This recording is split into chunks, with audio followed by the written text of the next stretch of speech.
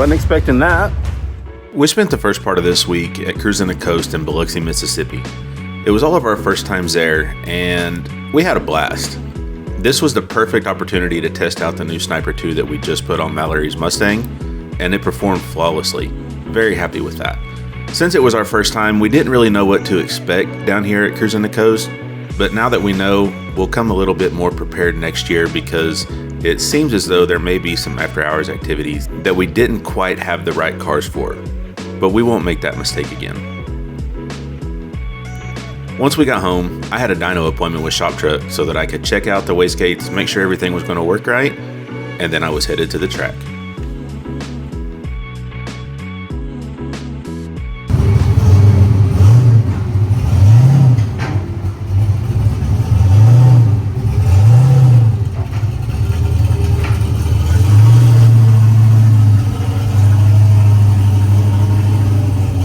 Okay, back here at Able Racing once again.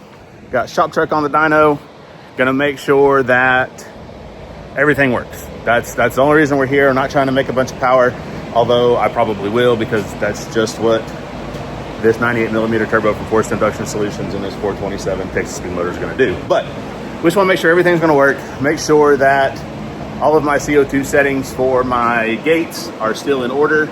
If you'll remember, I did put mechanical gates back on this thing in my last video about ShopTruck, so we're just a systems check here. It is Friday. Just got home from Cruisin the Coast, and I'm going to the track tonight. We're gonna see what this thing's gonna do. I'm not gonna push it real hard. I just want to get it out there, shake it down, see where I'm at, see what needs to be fixed, see what I need to improve on before I really lean on this thing. But that's the plan. Andre's going to make sure this thing's dialed in, and then we're gonna load it up behind Little Pete. We're headed to Thunder Valley tonight. And honestly, my only goal tonight is to finally officially join the 5-second club with ShopTruck. 8th mile, not quarter mile. I want to run a 5-second 8th mile pass tonight. So we're gonna let Andre do his thing here, and then to the track we go.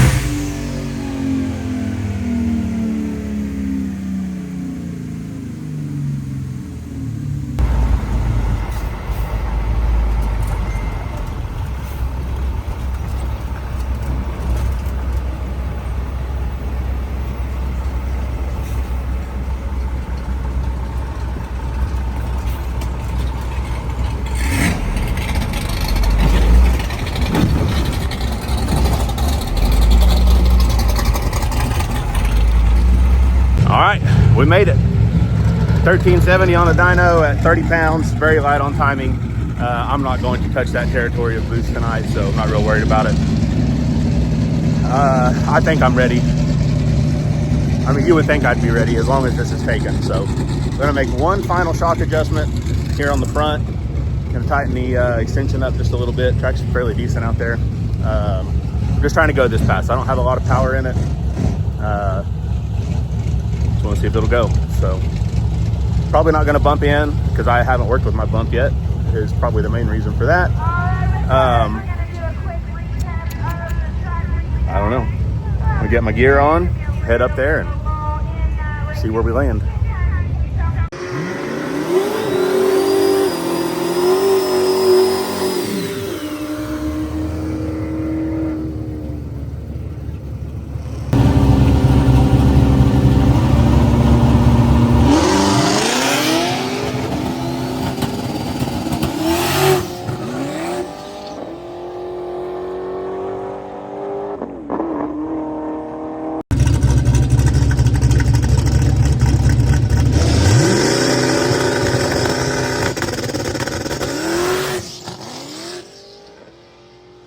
Well, wasn't expecting that. I guess I'll go ahead and tighten them shocks up some more. Track's good though, and those Australian tires seem to work. So, see if we can tighten this front end down and go make another one. Put a little bit of power out of it too. Hopefully that'll help. So, get her in here, make a couple more changes, and see where we're staying.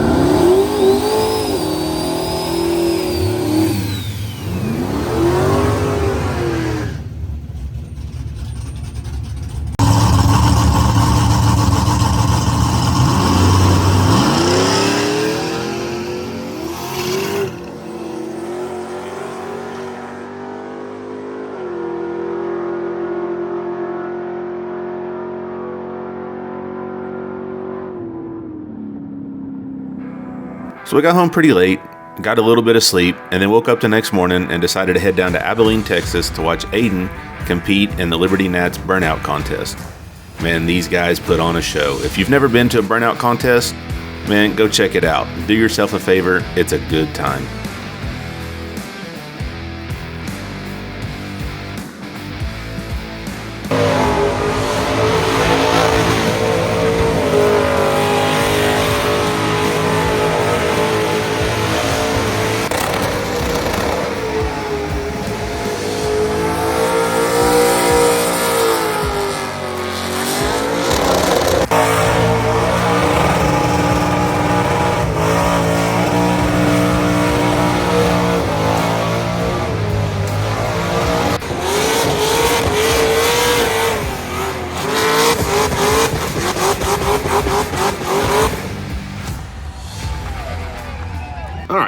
So made it back home for the weekend, finally.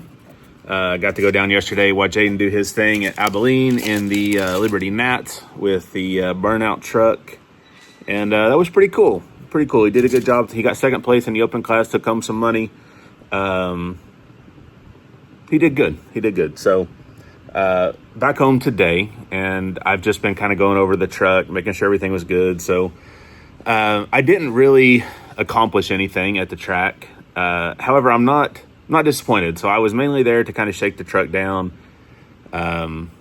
see where I stood, see what I needed to fix, see what was going to fall apart, and it's in pretty good shape. So I did want to check it over really good because it did come down pretty hard and hit pretty hard after the second wheelie on that first pass. I felt it hit. It was loud, sound pretty bad. So just want to go over everything on the truck, look there, and everything seems good. So that's good. So moved to the back of the truck, looking around, and I noticed that my leaf spring bars, my traction bars, were in a funny position. So this right here, I've explained this in the video where I put these on. You know, rear end rotates up, pushes this up, creates lift right here, helps the truck work. Well, I'm guessing, and I can kind of see maybe when it happened, after the first pass, when it really tried to hook, it maybe pushed these forward just a little bit. And then the second pass, even though it spun, it pushed them forward even more. So this thing right here was not anywhere close to the leaf spring. So this bracket here slid forward until it hit my hanger, basically. And it was just not able to create the lift that this is used for. So I can kind of show you what I'm talking about here in the data, I think. So what I've done here to fix this is I moved it back into place. Had to take this bar out, loosen all these bolts up, and they weren't super tight. I'm guessing I just didn't get them tight enough upon installation, or I needed to check the tightness of them after I'd driven around a little bit, but they weren't super tight, so I've sucked them down really good, got them super tight on both sides now. We'll see if that holds. If they don't, I'll go ahead and put me a weld here on the bracket and the spring to kind of hold it in place. So let's go look at some data. So I think one of my biggest problems this time out was I just had the wrong shock settings in it. The front was obviously way too loose, and now that I've looked at some data, the back was way too tight as far as the extension goes. So I did tighten the shocks quite a bit on the front while I was at the track, and it helped a little bit, but these shocks being four-way adjustable, there was even more adjustment in it than what I gave it at the track. So before I go back out, I will mess with that some more. And then in the rear, they were just too tight. Like basically they were opposite. The settings I had in the back should have been in the front. Ones I had in the front should have been in the back. Whatever, it's why we test, right? So I'll show you what I'm talking about here in some data. Okay, so I didn't have a ton of power in this thing like you would think. Like this is about the same boost that I've always left on. However, the boost ramp was a little bit more aggressive than normal, but not a whole lot. The track was just really good when I first got there. So let's look at the shock though. This is the front shock right here where the cursor's at. So it goes and it is all the way topped out by a half a second. So that's another thing I learned here. The shock sensors I had on the front of this thing were too short. So they're a 6-inch stroke, and I mean, it's up higher than that, but you can see here it's flatlined. It's all the way up, topped out. So I went ahead, I've also put a longer shock travel sensor on the front of the truck to help me be able to read this better, give me a little more idea of the actual travel that this thing has. So by half second, this thing's topped out. That's way too fast. Like it came up way too fast. That's why it got up as high as it did. So of course I got scared, pedaled it. You can see there the purple line comes down here. I decide, oh, we're good. I go ahead and stick it again. And then, oh, we're back up in the air. You can see the shock down here where the cursor is. We're topped out again. Got scared again. Dumped all the way out of it that time. And then the big boom that I felt whenever it landed. So luckily everything's good there. But man, I wish I could have made that pass go. I think that pass would have been fast had the front end been tied down more, and the back shocks wouldn't have been quite so tight. So we are getting some travel in the back, some extension, which is good. Down here where where the cursor is now, this is the rear shock sensor. So you can see, let go of the button, extends just a touch, about a ½ inch, and then it starts carrying up here. So we got about an inch of extension before I got scared and dumped out of it. So it was on its way up though. So that's good. That's a good sign there. I think once I get the shocks loosened up, that's going to be even better. So went over to the pit, pulled quite a bit of power. Well, not quite a bit. I did pull some power out of it, got back up there, and the left lane just wasn't as good as the right lane was, I guess, at the time that I went up. The right lane had a bunch of rocks in it. They told me to go over to the left, so that's where I went. This pass, you've seen, I just let go of the button and it just instantly spun. So you can see,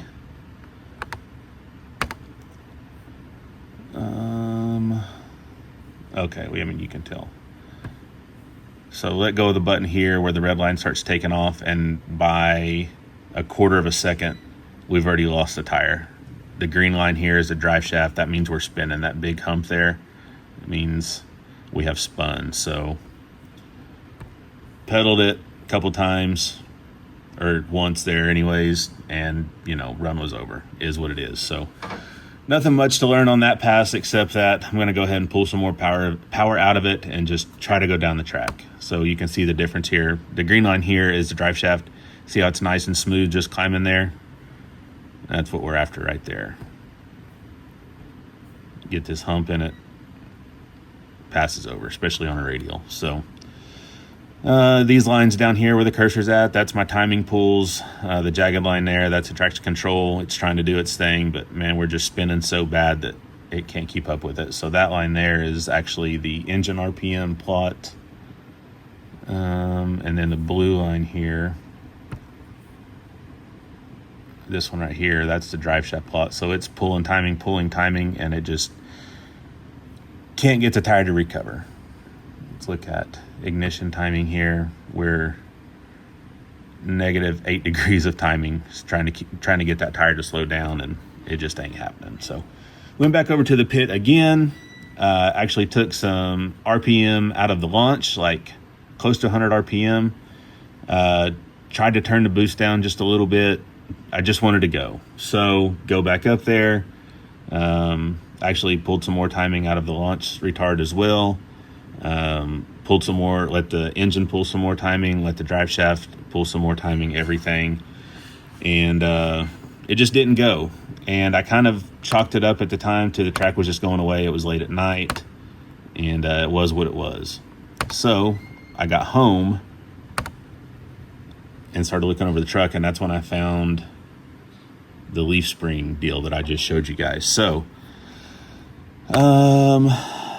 shocks, rear shock sensors right down here where the cursor is.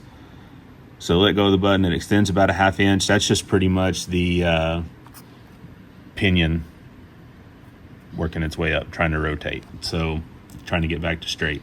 So that's really the only movement we get here. And I didn't think much about it at the time until I got here and found the leaf spring stuff. So like I said, that the front point there on the bar helps push up on the leaf spring, which will create lift, plant the tire, and try to go down the track. Well, it just didn't do it that fast. Even though we made it further before it spun, as you can see here in the drive shaft, like we made it past a 1/2 second before it spun. We were just trying to rely on the stickiness of the track and the tire, and it just wasn't the way to go. So what I believe, and this is just my theory, and I'm not that smart, is we had no lift. We had no lift in the back to try to create the separation to plant the tire, and that was my problem on the last pass. So whether that's right or wrong, I don't necessarily know. All I can do is fix all this stuff and give it another go as soon as I get some time off to get back to the track. So it's pretty cool though. Like, everything worked on the truck. The only thing I didn't try was the bump button, and I'm sure that it will work. I just hadn't tried it yet for whatever reason. So I didn't want to be there and try to hit that bump button and bump through the light, or get up on the brake and then hit the button and it not bump. So I just lit both bulbs, put on a trans brake, and left. So I'll work on the bump button before I go next time. That way I can actually stage this thing like I'm racing and just be ready for whatever. So like I said, I'm not disappointed with how the truck performed. I do wish I would have stayed in it on that first pass. I've never had the long travel suspension before. This was the first outing with that stuff. So the front of the trucks never came up that high. So when it came up that high, I thought I was like high. And now that I've watched the video about 1,400 times, it wasn't that high, and I probably should have stayed in it and seen what happened at least a little bit further, but you live and learn, right? So, I don't know. I don't think I need to change anything on the truck. Like I said, I put longer shock travel sensors on the front. The rear seemed to work fine. I went ahead and tightened the bolts down on the brackets for the front of my traction bars to hopefully keep them from sliding. If they do slide this next time, I will be putting some welds on there, you know, from the bracket to the leaf spring to hold them in place. Everything worked. The dumps on the transmission work. The wastegates work like they should. I mean, it made the boost that I told it to make. Everything worked. So, as you can see there, Shop Truck can peel out. It's one of my favorite things to do in the truck. It doesn't have any trouble with that. It's the first time I've ever had a line lock on the truck. So, man, you give that thing some brake pressure, hold that line lock button, and you can sit there until you burn the tires off of that thing if you want to. So, line locks are cool. I'm glad I got that. I don't know. That's about it. Hopefully next time I get to the track, I can make some full passes. I just can't stop thinking about putting, I want to run that first tune-up again and tie the front end down. I think that one would be fast. I don't want to slow this thing down so far that it's just slow. You know, if I have to turn it down, I will, just to go, but man, like, so just for reference, on that first pass, it went 160 flat to the 60 foot, which is terrible. I get it. It's nowhere close to what I'm aiming for. But I pedaled it the first time at, let's call it 0.5. So all the way down to 5%, back in it, full throttle, and then I was completely out of it again at 1.6. So I pedaled this thing twice before the 60 foot and went 160 to the 60 foot. That tells me that was going to be a damn good 60 foot. So my quickest pass to date that I have an actual slit for is a 601 at 121 or 2 mile an hour. And on that pass, I only went a 156 60 foot. So, God, I just can't help but think that was my 550 pass. I feel like that's about the tune-up that I had in it for the first one, which is probably stupid. I get it, but man, if it would have went though, I don't know. I should probably slow it down and just try to go and work up from there. But I probably screwed myself by that actually hooking the first time and almost going. So I don't know. I should probably take someone to the track with me next time I go that's a little more of a voice of reason than myself. So anyways, I think that will do it for this video. How about the power that this thing made though? So we end up making 1370 at 30 pounds of boost. I would have liked to have made more, and it would have. Andre said that it probably would have had no problem making 1500 at that boost level if we wanted to add 3 or 4 degrees of timing. And he said it was plenty safe to do so. However, at that point, I was still trying to be smart. And truck was still in good shape. Track was open. I just wanted to get to the track. So we left it as it was, and to the track I went. So the truck makes power. I'm very happy with that. It's very safe. It runs great. So again, I'm not disappointed with the performance. I do wish it would have made at least one full pass, but you know, got to the track late. I'm not a tuner, and you know, those are the two main things that probably kept that from happening. So anyways, I'll go over the truck some more, see if there's anything else that needs changed, and get it ready for the next outing whenever that may be. So I appreciate you guys watching. As always, if you haven't already, go ahead and click that subscribe button, share the channel, like, comment, all that good stuff. Tell me what you think I should do next with Shop Truck. If I take it to the track next, what do you think it's going to run? I have an idea.